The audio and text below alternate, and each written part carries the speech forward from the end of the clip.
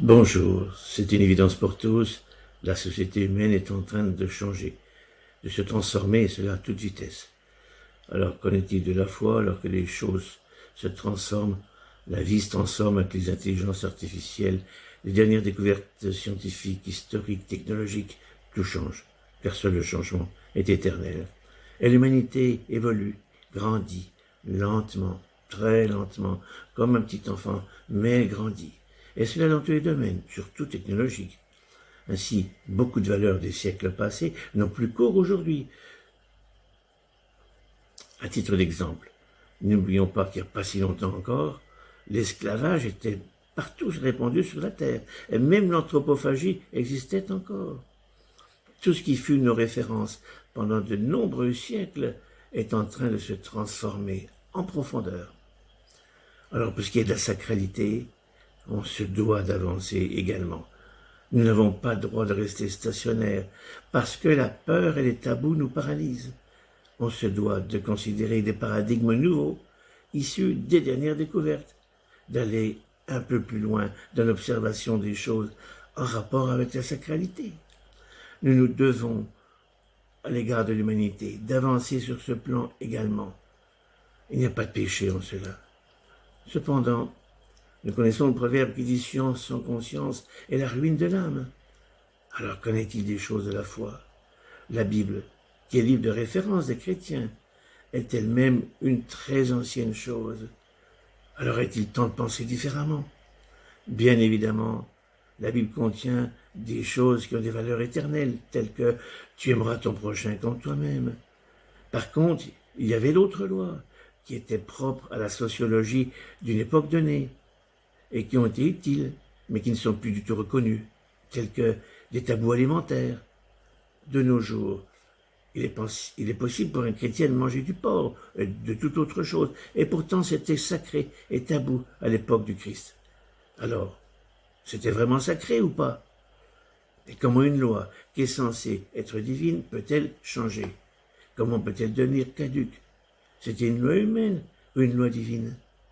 Pourtant, Dieu est invariant, il ne change pas d'avis. Alors, il y a énormément de choses comme cela à revoir, à repenser, à reconsidérer.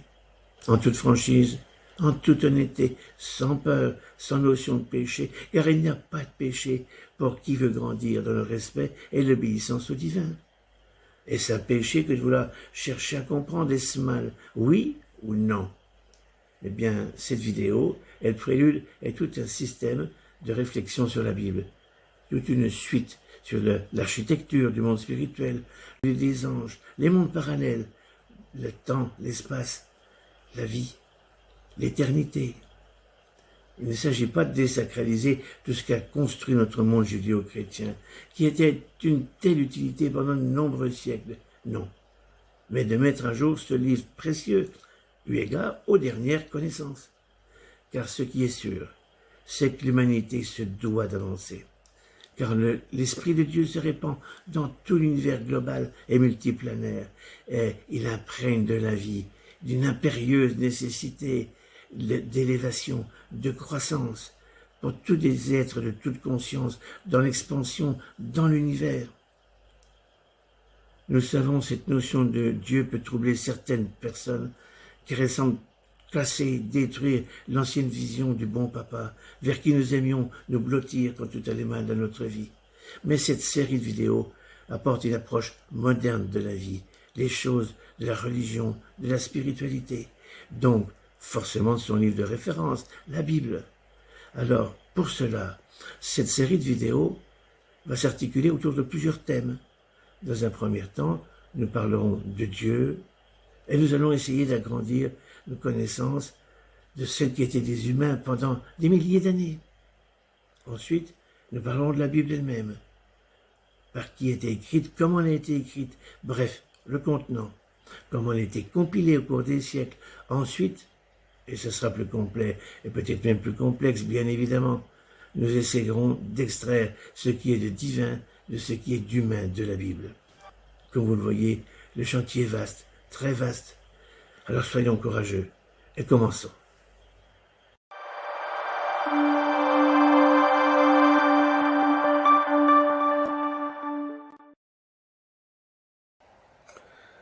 La religion a participé immensément au développement de l'humanité.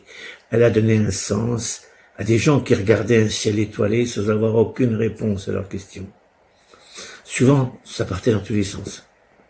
Néanmoins, pour nous, dans nos régions occidentales, la Bible a eu une utilité, un impact énorme.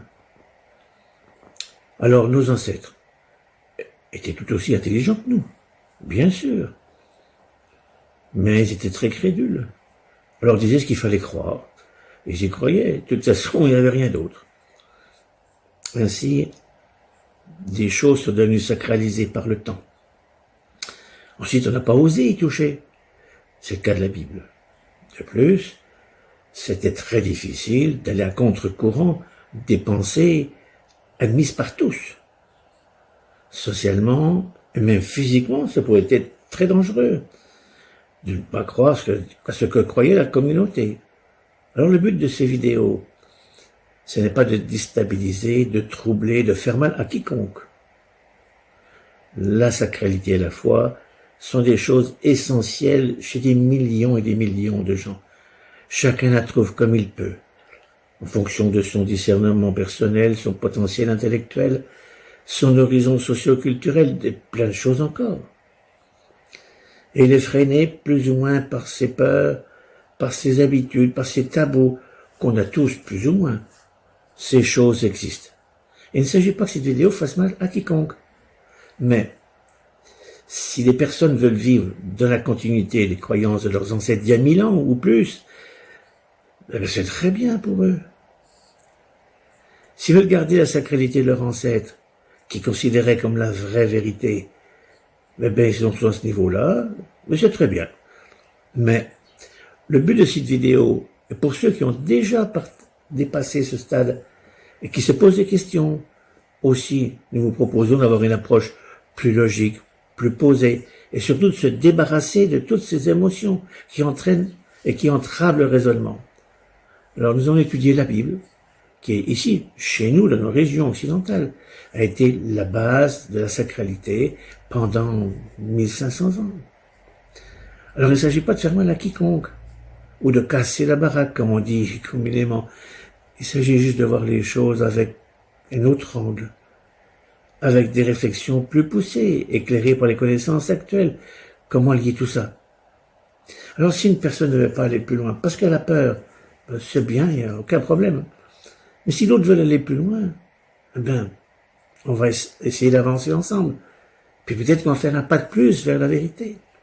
Mais ce qui est certain, c'est qu'on peut utiliser d'ores et déjà ce paradigme. Pas d'émotion en religion, juste des faits. Juste regarder ce qui est. Car les émotions aveuglent, et rendent aveugles et sourds. Et on en est tous à ce point-là. Alors les émotions, ça fait taper le cœur, mais ça rend borné très souvent. Alors cette vidéo n'a pas de prétention de dire « voilà la vérité ». Pas du tout, mais de dire « voilà ce qui est nouveau, voilà ce qu'on peut dire », ce qui est basé sur des faits observables. Et ça va changer forcément notre regard sur la sacralité. Alors première question, une religion peut-elle être éternelle? Et doit-elle être éternelle dans sa dogmatique, dans son référencement? Est-ce qu'une religion est empreinte de la mentalité humaine ou totalement l'œuvre de Dieu? Alors la Bible, paraît-il, a commencé à être écrite il y a 1500 ans avant Jésus. Et ces dernières pages, l'Apocalypse, datent du 1er siècle. Donc les plus anciennes pages de la Bible ont tout de même 3500 ans. On est bien d'accord, en pleine époque des mythologies sumériennes, babyloniennes, égyptiennes. Alors, il y a des approches émotives et des approches plus posées sur tout ce que dit la Bible. Alors, il y a ceux qui disent « Non, la Bible a bien été, Dieu a bien écrit la Bible et a bien dit la vérité, et Dieu a bien créé la terre et tout l'univers en 6 jours, et c'est la vraie vérité. » Et d'autres qui disent « Ben non, ce sont juste des symboles. Ça représente des périodes de temps beaucoup plus longues. » Alors il y a des personnes très instruites qui disent, des instruites dans la Bible, qui disent non, ça a bien duré 6 jours, la Bible ne ment pas, la Bible ne ment jamais. Et puis d'autres, ça les fait rire. Alors pour certains, la Bible est devenue la vérité, il n'y a pas de doute là-dessus. Et avoir un autre regard sur la sacralité supposée de la Bible, c'est déjà un péché pour ces gens-là. Eh bien, pourquoi sont-ils comme ça? Pourquoi sont-ils si étroits, si petits dans leur ouverture d'esprit? Eh bien, parce qu'ils n'ont rien d'autre. Qu'ils ont peur. Et que la peur, d'ailleurs, a guidé l'humanité pendant des milliers d'années. Alors, en corollaire de cette étude, nous allons parler de l'Église et de la Bible. Alors la Bible, est-ce que c'est sacré? Est-ce qu'on a le droit d'y toucher? Est-ce un péché que d'essayer d'expliquer, de comprendre les choses? Ou est-ce que nous avons le droit de nous poser des questions? Alors encore une fois, il ne s'agit pas de blesser quiconque, mais il faut tout de même rappeler que nous sommes au XXIe siècle, au troisième millénaire. Alors, il nous semble que les choses doivent être mûres, que nous sommes prêts maintenant à passer à un niveau supérieur de la vérité. Nous ne sommes plus des enfants. Alors si vous avez envie, nous allons continuer. Mais si vous ne voulez pas, au revoir et bonne chance. Alors première question, la Bible est-elle la parole de Dieu ou la Bible juste contient la parole de Dieu? Ça ne veut pas dire du tout la même chose. Dans le premier cas, ça veut dire, c'est comme si Dieu s'adressait directement et personnellement à vous-même. Il a envoyé une lettre pour vous. Et chaque virgule est là de manière absolue pour l'éternité. Parce que c'est la parole de Dieu. Et puis il y a ceux qui ont plus de recul, plus instruits, plus érudits, plus philosophes, qui disent non, non, non, la Bible contient la parole de Dieu. Elle contient.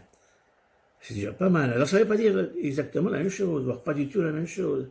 Si vous mettez du sucre dans votre café, vous ne pouvez plus le voir. Et pourtant, le sucre, il est là, il existe. Et ça change son goût. Eh bien, est-ce que l'Esprit de Dieu, c'est comme cela? Du sucre dans votre café. C'est invisible. Et pourtant, c'est là. Autrement dit, les choses, la vie sur Terre, sont directement modifiées, modulées, par une puissance externe, extérieure à l'homme, à la Terre, à l'univers qu'on appelle l'Esprit de Dieu. L'Esprit de Dieu, c'est l'action de Dieu qui est infuse dans la Bible, mais que la Bible n'est pas dans son intégralité, dans son entièreté, la parole de Dieu. Rappelons-le, qu'elle comprend, qu'elle contient l'idée de Dieu. Mais c'est d'abord l'histoire d'Israël. L'histoire d'Israël avec ses bagarres, ses mœurs, ses trahisons, la vie des gens, la vie des gens. Alors, comme l'histoire de France, l'histoire de l'Allemagne, et de la vie de ces gens-là.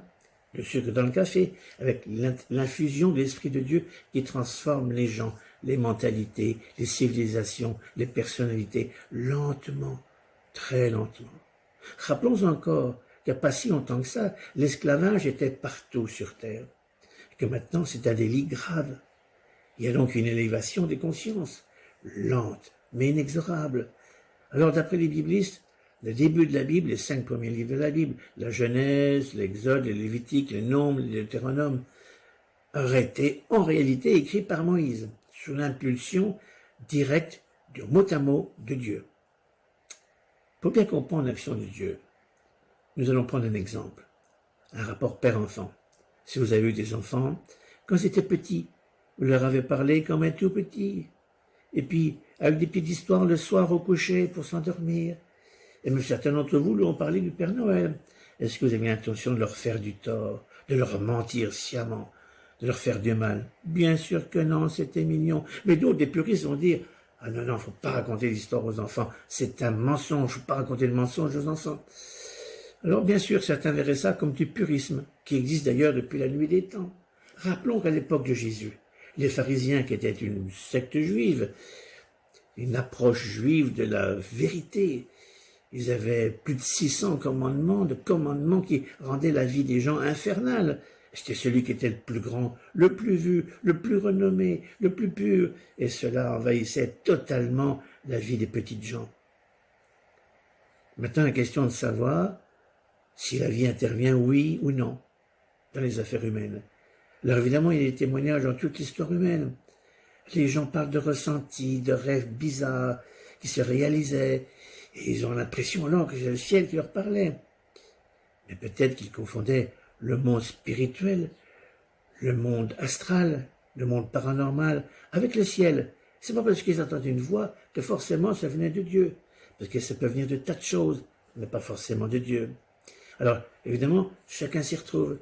Et chacun a besoin de cela. Chacun doit trouver chaussure à son pied en spiritualité. Si cela leur permet de rester debout, sans s'enfoncer trop loin, et rester debout jusqu'à leur dernier jour, sans faire de mal à personne, ni faire de mal à lui-même, si ça lui permet de rester vivant spirituellement, c'est bien. Cette vidéo va dire des choses, vous n'êtes pas obligé de les croire. Elle va parler du monde paranormal, du monde spirituel, de la Bible, comment elle a été écrite, des civilisations extragalactiques, de la place de la Terre, de l'homme dans l'univers, du temps et de l'espace. Alors, nous allons essayer de faire la part des choses. Il est vrai que dans la Bible, Dieu a parlé, paraît-il, à travers les prophètes. Alors donc, Dieu a parlé à un peuple qui sortait de l'esclavage, des Hébreux, dont la plupart, pour ne pas dire tout le monde, ne savait ni lire ni écrire. Des peuples brutaux que Dieu a tenus d'une main ferme. Il les a tenus d'une main ferme pour rester debout. Et quiconque désobéissait aux lois de Dieu, par exemple travailler pendant le sabbat, était mis à mort. Oui, oui, mis à mort. Lapidé. Oui, oui, mis à mort. Alors on ne lui demandait pas son avis.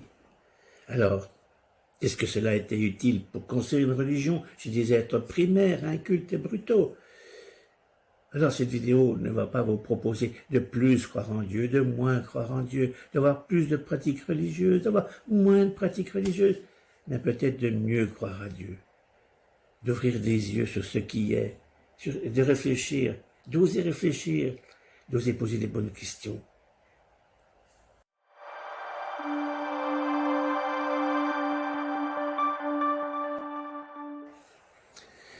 Donc ceci pour dire qu'il faut sortir de la sacralité émotive qu'a créé la religion, toutes les religions, et qui s'est enveloppée de sentiments de culpabilité, de peur, d'angoisse, d'abandon, de trahison.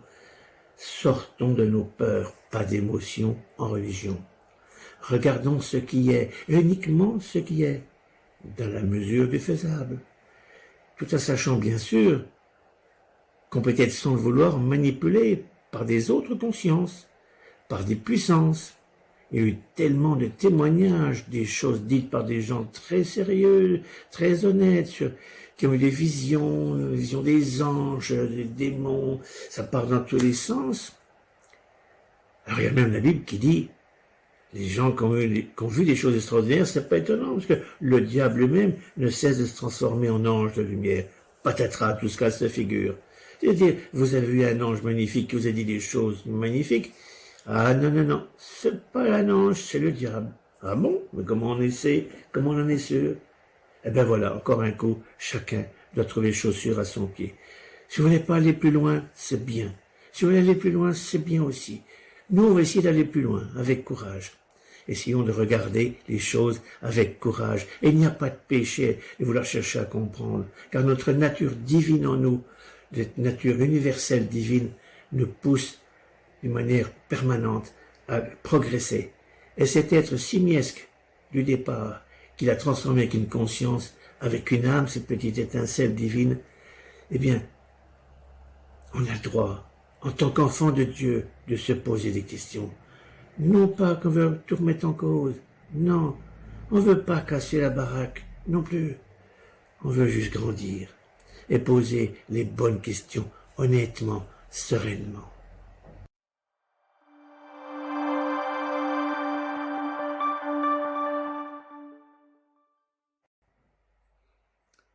Bien, on va essayer de commencer. On va déjà essayer de se localiser dans le temps. Et puis après dans l'espace, sinon on peut. Mais dans le temps. Ah, les astrophysiciens disent, et ils sont à peu près sûrs de ça, c'est que l'univers observable, encore une fois, aurait environ 14 milliards d'années. Bien, et que notre Soleil, à nous, de notre galaxie, à nous, aurait environ 5 milliards d'années. C'est-à-dire que pendant 10 milliards d'années, le Soleil n'existait pas.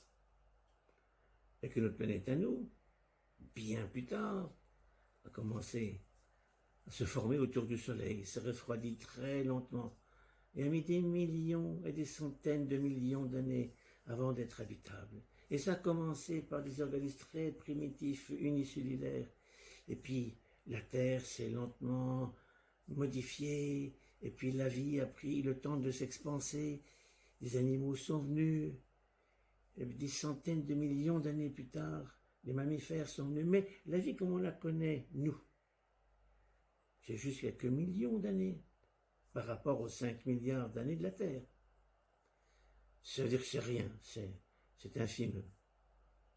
C'est-à-dire que l'humain, l'homo sapiens, tel que nous le connaissons, vient d'arriver au monde.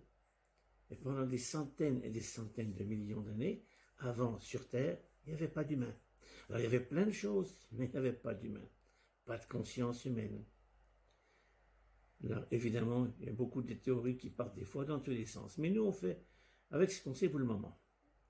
On va parler des humains. Des humains qui, d'un seul coup, sont devenus support de conscience grâce à l'action d'une puissance extérieure. Mais on manipule comme ça des milliards, ça ne parle pas. On va prendre juste un exemple. Pour compter, juste compter jusqu'à 1 milliard, il faudrait combien de temps? Eh bien, au début, ça va très vite pour compter. 1, ça va très vite, il faut un quart de seconde. Mais quand on commence à prendre, utiliser des centaines de millions, c'est beaucoup plus long. Disons par exemple 318 645 547, là il faut largement 3 secondes. Alors, si vous ramenez ça en jours, si vous comptez jusqu'à 1 milliard, combien de temps?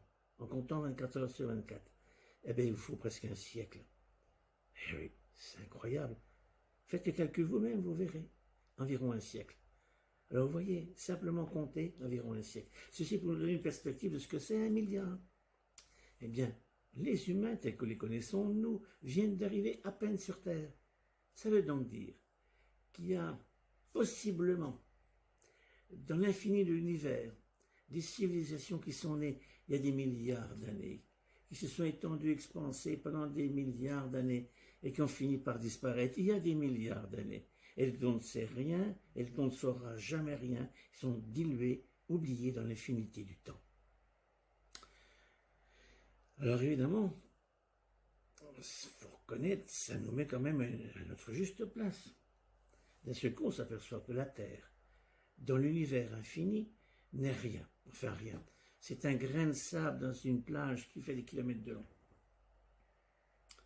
Voilà. Alors nous nous ramenons tout à nous, parce que de toute façon c'est dans notre nature, alors qu'on devrait essayer de voir les choses à leur juste place dans le temps et dans l'espace. Et déjà, ça nous ouvrirait les yeux différemment.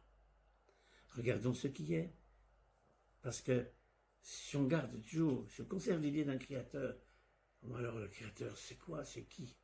Un créateur qui a créé 2500 milliards de galaxies comptant 300 milliards de soleils chacune, avec des milliards de civilisations, ça se dilue dans l'infini du temps et de l'espace. On ne peut pas parler de Dieu. Il n'y a plus d'idées, il n'y a plus de mots, il n'y a plus de concepts. C'est impossible. Ça nous dépasse de trop loin, de trop. Dieu serait d'une énergie incompréhensible. Il n'y a pas de mots pour parler de lui. C'est infini. Dieu est indescriptible. Dieu est indimensionnel, Dieu est intemporel, il n'est pas tenu par le temps et par l'espace. Alors à partir de là, il n'y a plus rien à dire. C'est trop, c'est beaucoup trop, c'est infiniment trop. Est-ce qu'une bactérie peut essayer d'expliquer les plus grands ordinateurs du monde? Bien, ça nous dépasse, ça nous dépassera sûrement très longtemps et sans doute même pour toujours.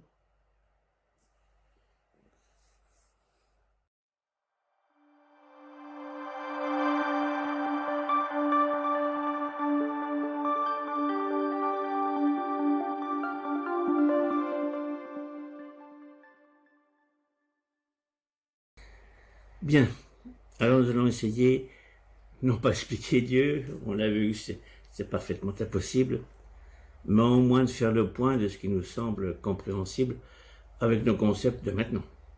Ce sera toujours un petit pas un peu plus loin.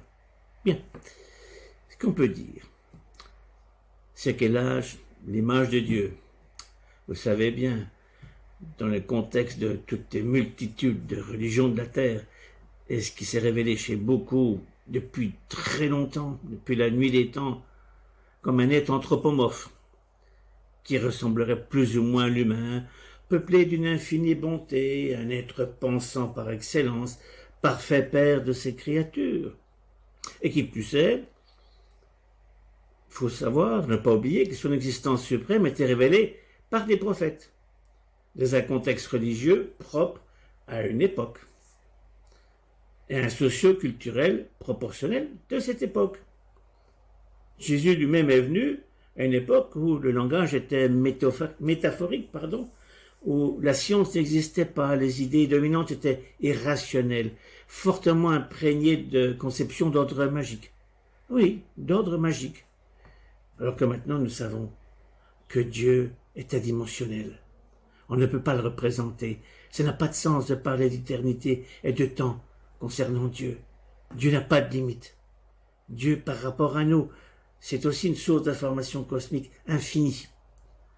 Alors, ces informations n'auraient pas de sens, ça fait pas d'utilité. Alors, il y a une symbiose entre Dieu et l'univers de masse infinie. Et Dieu transforme en réalité cette information au sein de cet univers. Ce centre d'information universelle et pure, que représente pour nous l'image de Dieu. On peut l'imaginer comme des gigantesques archives qu'on peut trouver mathématiquement codées depuis la configuration d'une plante exotique, d'un colibri, d'un système, une équation, une structure de l'édifice très complexe, un laser hyper moderne, un ordinateur quantique, donc tout ça dans l'univers global. Et nous savons qu'au sein de cet univers infini, peuplé de milliards de planètes habitées, tout au moins pouvant porter la vie, grâce à un courant négantropique, ce qui veut dire qui ascensionne veut toujours plus complexe, naît, au bout d'un moment, la vie complexe, fondée sur la complexité biomoléculaire. Alors c'est pas venu du hasard, mais d'une direction, d'une directive de l'Esprit de Dieu. Ces êtres vivants qui peuplent des multitudes de planètes continuent à se perfectionner lentement, très lentement, en structures complexes et dont l'ensemble de toutes les informations accumulées dans l'espace est croissante. Alors, il s'agit du système nerveux, dont la limite de cette complexité est le cerveau humain, tout au moins dans ce qu'on connaît de nos jours. Donc cette architecture nerveuse est suffisamment complexe pour que celui-ci, au bout d'un moment, accomplisse un saut qualitatif qu'on peut appeler un saut quantique.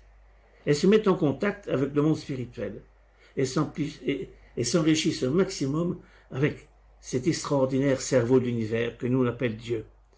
Alors ce qui ressort de ça, obligatoirement, il y a une immense différence entre le Dieu que nous ont appris les religieux au catéchisme.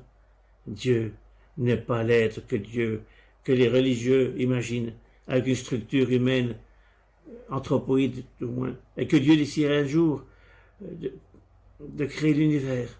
Dieu n'a rien à voir avec ces idées théologiques primaires, avec cet être mythique créé par l'esprit de l'homme. Dieu est le pôle transcendantal de l'information. Et non seulement il engrange les considérations de tous les êtres possibles, de toutes les formes possibles, de toutes les lois possibles. Et surtout, il ne cesse jamais de rayonner d'énergie, de lumière, d'amour et de vie.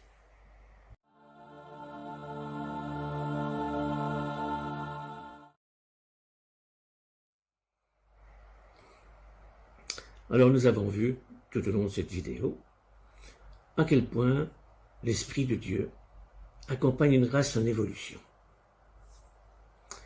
Que cette évolution est incessante et que tout le monde spirituel, plus ou moins délégué, accompagne cette évolution de cette race. Et elle s'est étalée sur des millions d'années, cette évolution. Nous avons vu aussi que chez les êtres spiritualisés, la religion, la sacralité sont essentielles. Évidemment, elle ne l'est plus chez ceux qui sont en train de plonger dans les sables mouvants de la nuit. Dans une prochaine vidéo, nous parlerons de la Bible, le contenant, comment elle a été construite, comment elle a été compilée, regroupée, par qui, bref, qui a construit la Bible. C'est par la suite que nous allons étudier le contenu, la dogmatique, et nous allons essayer de dégager la partie divine de la partie humaine. Mais dans un premier temps, je vous remercie d'avoir regardé cette vidéo. Alors bon courage et je vous dis à bientôt.